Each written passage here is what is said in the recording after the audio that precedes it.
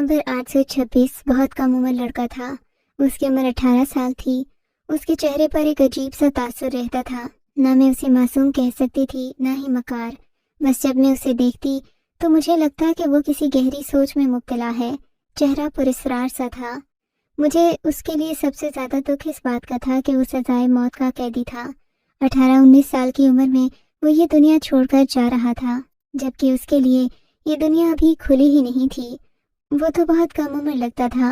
मेरा उससे पूछने को जी चाहता था कि तुम्हें किसकी वजह से, किस जुर्म की वजह से ये सज़ा मिली है कि दुनिया की इतनी बहारें छोड़कर तुम आखिरत के सफ़र पर रवाना हो रहे हो। मगर उसके चेहरे पर इतनी मायूसी होती कि मेरा उससे बात करने से भी दिल घबराता था। मेरा नाम शाजिया है। पेशे के एतबार से तो मैं एक इंस्पेक्टर ही थी। पुलिस में काम करने वाले लोगों की तरह मेरा दिल भी सख्त था, मगर इस कैदी को देखकर मेरा दिल पिघल जाता और दिमाग सवालों से भर जाता था। मैं उससे बहुत सारी बातें पूछना चाहती थी, मगर जेल के अंदर ऐसा माहौल नहीं होता कि आप किसी कैदी से इस तरह बेतकल्लुफाना गुफ्तगू कर सकें। आज मुझे हुक्म मिला कि कैदी नंबर 826 की 2 दिन के बाद सज़ा है, यानी उसकी सज़ा का वक्त आ गया था। उसे उसके लाहिकीन से मिलवाया जाना था। मेरा दिल बुरी तरह से घबरा रहा था। मैं आज पहली बार सजाए मौत के कैदी को उसकी सज़ा सुनाने जा रही थी। मेरा दिल परेशान भी हो रहा था। मैंने सोचा था कि मैं इस कैदी से इसकी आखिरी ख्वाहिश ज़रूर पूछूंगी, क्योंकि मरने से पहले इंसान की आखिरी ख्वाहिश हमेशा पूछी जाती है। ये वो वाहिद हक है जो सजाए मौत के कैदी को दिया जाता है, चाहे वो अपना पसंदीदा खाना खाना चाहे या पसंदीदा शख्स से मिलना चाहे, उसकी ख्वाहिश हमेशा पूरी की जाती है। कैदी नंबर 826, जिसका नाम नोमान खान था, उससे भी उसकी आखिरी ख्वाहिश पूछी जानी थी, मगर फिलहाल उसके अजीज़ व अकारिब उससे मिलने आए थे।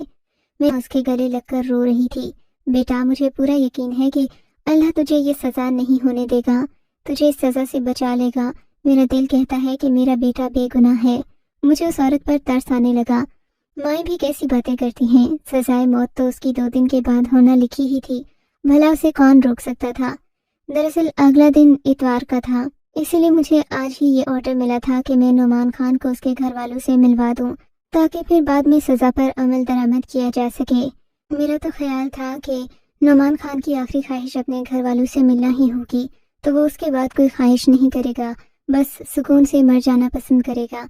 मगर मैं ये नहीं जानती थी कि उसकी ख्वाहिश उतनी ही अनोखी और निराली होगी। खैर, नोमान खान को उसके घर वालों से मिलवाने के बाद उसे वापस सेल में बंद कर दिया गया। अब उसके पास सिर्फ 48 घंटे रह गए थे। मैंने इज़राए हमदर्दी उससे पूछा। पहली बार मैंने उससे बात की थी। नोमान खान, तुम्हारी मरने से पहले आखिरी ख्वाहिश तो पूरी हो ही गई। कौन सी आखिरी ख्वाहिश? उसने उतना ही तीखा सवाल किया था। यही कि तुम अपने घर वालों से मिल लिए हो, अब तो तुम्हारे दिल में कोई ख्वाहिश बाकी नहीं रही होगी। ऐसा तो नहीं है। मेरी एक आखिरी ख्वाहिश ज़रूर है, मैं इसे पूरा करना चाहता हूँ। नोमान खान ने बड़े एतमाद से जवाब दिया था। क्या ख्वाहिश है तुम्हारी? मुझसे वादा करो कि तुम लोग मेरी ख्वाहिश पूरी करोगे। हाँ, पूरी करेंगे, ज़रूर करेंगे, ये तुम्हारा हक है। मैं उसकी कम उम्री का तर्स खाकर बोली। तो फिर ठीक है, मुझे किसी बड़े के सामने पेश करो। मैं अपनी ख्वाहिश का इजहार ऐसे नहीं करूँगा।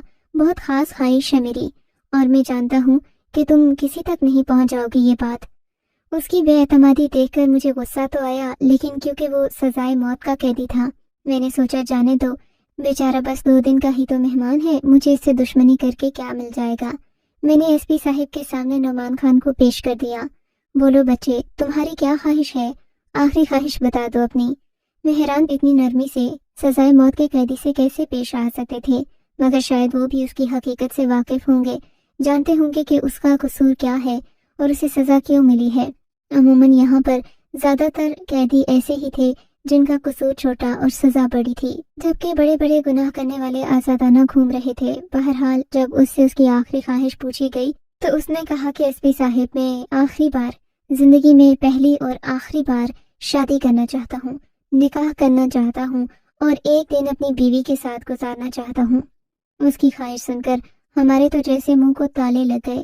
एसपी साहिब ने अकल और होशमंदी से काम लिया। देखो बच्चे, तुम्हारी शादी तो हम करवा दें, मगर तुमसे शादी करने के लिए मानेगा कौन कमबख्त? तुम्हारे घर वाले अमीर तो है नहीं, तुम एक गरीब खानदान से ताल्लुक रखते हो, क्यों एक मौका जाया कर रहे हो? कोई और चीज़ बता दो, खाना पीना, कोई किसी से मिलना जुलना, ہم تمہارے لیے سب کچھ کرنے کو تیار ہیں کیونکہ تم یہ ہو۔ ہمارے لیے دکھ کی بات ہے مگر قانون سخت ہے اور قانون ایسا ہی ہے، سب کے لیے برابر ہے، چاہے کوئی کم عمر اور معصوم ہے یا پھر زیادہ عمر کا یا بدماش، سب کے لیے ایک ہی سزا ہے۔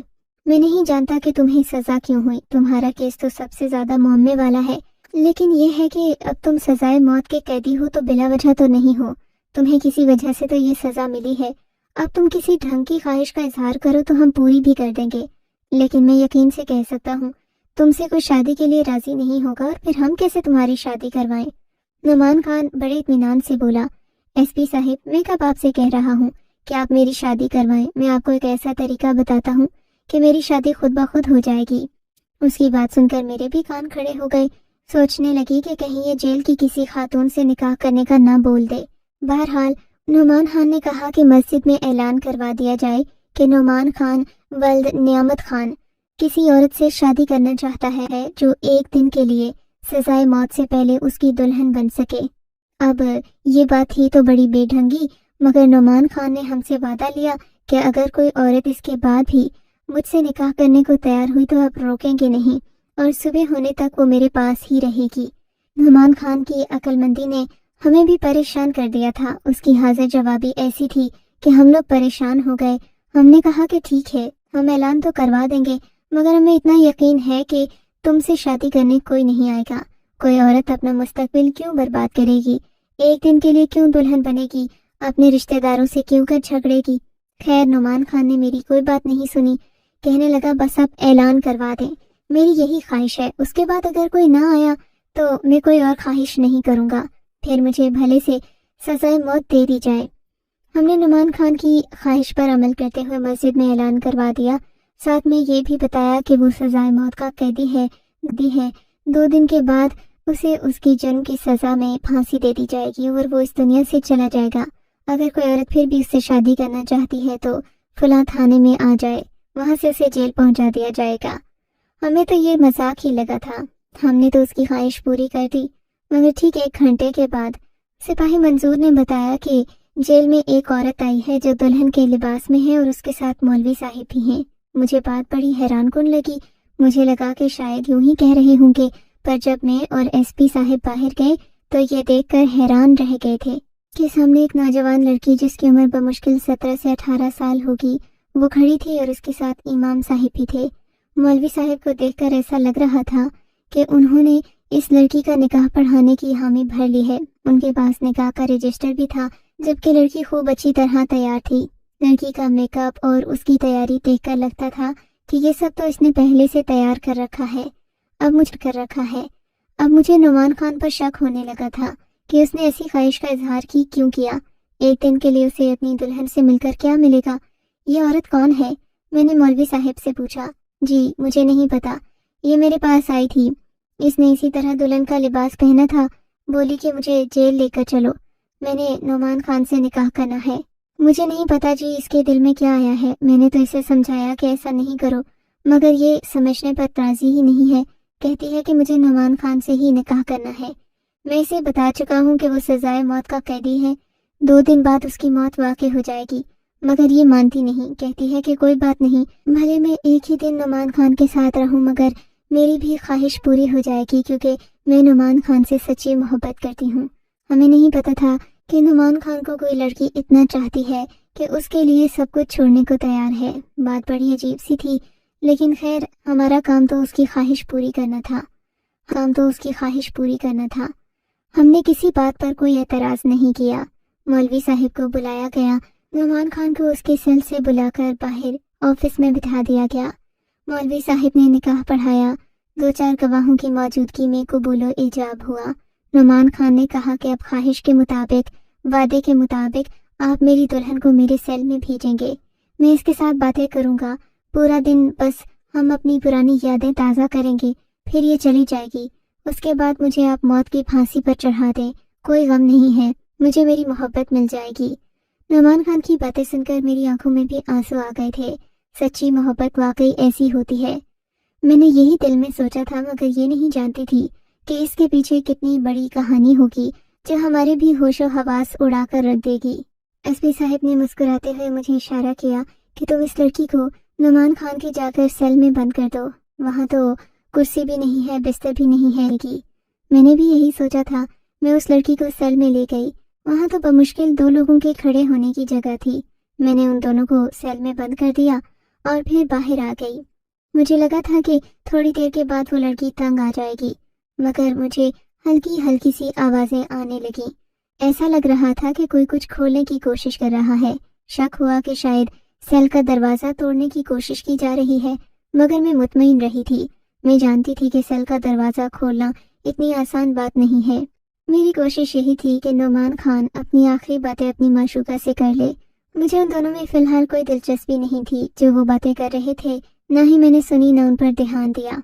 मुझे मुतमईन करने के लिए बस एक ही बात काफी थी कि सेल पर एक मजबूत ताला लगा हुआ था और इस ताले को कोई भी चाहकर भी नहीं खोल सकता था। काफी देर गुजर गई थी, मुझे नींद आने लगी। तभी मुझे सेल से थोड़ी सी चीखने की आवाज आई। मैं फौरन ही वहां पहुंची तो वो लड़की जो कि नुमान खान से निकाह करके यहाँ आई थी और सेल में बैठी हुई थी, उसने कहा कि मुझे यहाँ से निकाल दिया जाए। अब मैं नुमान खान के साथ 1 मिनट नहीं रह सकती। मुझे लगा कि शायद नुमान खान ने इस लड़की के साथ कोई बदतमीजी की होगी। उसने कहा कि मेरे घर वाले मेरा इंतजार कर रहे होंगे तो मुझे घर जाना है। मैंने जल्दी जल्दी सेल का दरवाजा खोला, उस लड़की को आजाद किया और वापस ताला लगाकर नुमान खान को कैद करके वापस अपने कमरे में आ गई। मैं इस बात से बेखबर थी कि जब मैं सुबह उठूंगी तो एक तूफान होगा जो मेरा मुंतजिर होगा। एसपी साहिब ने मुझसे कहा कि वो सजाए मौत वाला कैदी 826 कहाँ है। मैंने कहा वो अपने ही सेल में होगा। आप ऐसा क्यों पूछ रहे हैं? बोले कि मुझे तो कहीं नजर नहीं आ रहा। मैंने एक दूसरे कांस्टेबल को भेजा था कि वो नुमान खान को लेकर आए। तुम जाकर सेल नंबर 826 में चेक करो कि वो कहाँ है, कहीं तुमसे कोई गलती तो नहीं हो गई। मैंने एसपी साहिब को ये तो कह दिया था। दिल तेजी से धड़क रहा था, माने मुझे तो सांस नहीं आ रही थी। अगर वो कैदी कहीं गुम हो गया या उसने मुझे कुछ चकमा दे दिया हुआ तो मैं क्या करूंगी। खैर मैं जल्दी जल्दी 826 वाले सेल में गई। वहाँ तो अंधेरा ही छाया हुआ था मामूल के मुताबिक। मैंने नुमान खान को आवाज दी मगर कोई जवाब नहीं आया। मैंने टॉर्च लगाकर देखा तो एक मरियल सा शख्स था जो कि जेल के फर्श पर पड़ा हुआ था। ऐसा लग रहा था कि इसकी मौत वाकई हो चुकी है। मैंने जल्दी से सेल को खोला मगर जब मैंने उसे हाथ लगाया तो मेरी तो जान निकल गई। इतने में एसपी साहिब भी पहुंच चुके थे। उन्होंने भी उस शख्स की तरफ देखा तो उनके भी होश उड़ गए थे। एसपी साहिब मुझे डांटने लगे, तुम में इतनी अकल नहीं है, तुम्हें इतना तजुर्बा हो गया है यहाँ काम करने का, मगर अभी तक तुम्हें लोगों की समझ नहीं आई। शर्म आनी चाहिए तुम्हें। पता नहीं तुम्हारा ध्यान कहाँ होता है। अब अगर किसी कोताही की वजह से मुझ पर सख्ती की गई तो उसका असर सिर्फ तुम पर होगा। उसकी जिम्मेदार से सुनाने लगे और मेरा दिल चाह रहा था कि सामने मौजूद लड़की को उठाकर पटक दूं। इतना बड़ा धोखा जो हमारे साथ हुआ था उसे किसी सूरत भी भुलाया नहीं जा सकता था। मैंने तो सोचा था कि ये लड़की जो दुल्हन बनकर नुमान खान के साथ मिलने आई है मोहब्बत में पागल है, दीवानी है, मगर मैं ये नहीं जानती थी कि नुमान खान ने इसे हमें धोखा देने के लिए इस्तेमाल किया है। वो खुद दुल्हन के लिबास में निकलकर जेल से भाग गया था और हमारे सामने इस लड़की को छोड़ गया था। अब इस लड़की को सजाए मौत तो हम दे भी नहीं सकते थे, क्योंकि सजाए मौत का कैदी जो होता है सजा तो उसे ही दी जाती है। अब इस लड़की को हम क्या कह सकते थे, जबकि ये लड़की मर्दाना कपड़ों में हमारे सामने बैठी थी। आप लोगों ने नुमान के साथ अच्छा नहीं किया। वो सजाए मौत का हकदार नहीं था। ये बात तो वक्त साबित करेगा। उस लड़की ने आंखों में आंखें डालकर मुझसे ये बात कही तो मुझे उस पर मजीद गुस्सा आने लगा, मगर मैं कुछ नहीं कर सकती थी। एसपी साहिब ने हुक्म दिया कि अब नुमान खान को जल्द से जल्द ढूंढा जाए, वरना 2 दिन के बाद हम क्या जवाब देंगे। हमें इसे सजाए मौत देनी थी, फांसी के फंदे तक पहुंचाना था और वो हमें चकमा देकर भाग गया। बड़े अफसोस की बात है। मुझे तुम्हारी ड्यूटी मर्दों की जेल में लगानी ही नहीं चाहिए थी। औरत औरत ही होती है, वो मर्दों को नहीं समझ सकती। एसपी साहिब मुझे मुख्तलिफ बातें सुना रहे थे। मेरा दिल था कि घबरा रहा था। मैं समझ नहीं पा रही थी कि इतना बड़ा धोखा मेरे साथ कैसे हो सकता है। मैंने एक शख्स पर भरोसा किया, एक लड़की पर तरस खाया, तरस खाकर उसका निकाह करवाया और उसने मेरी ही आंखों में धूल झोंक दी। मगर अब हमारे पास सिर्फ एक ही चारा था कि हम इस लड़की के माँ बाप तक पहुँचे या फिर नुमान खान को ढूंढे। नुमान खान रात के अंधेरे में कहाँ गया था हमें इस बात का बिल्कुल पता नहीं था, क्योंकि वो यहाँ से सुबह के 4 बजे निकला था।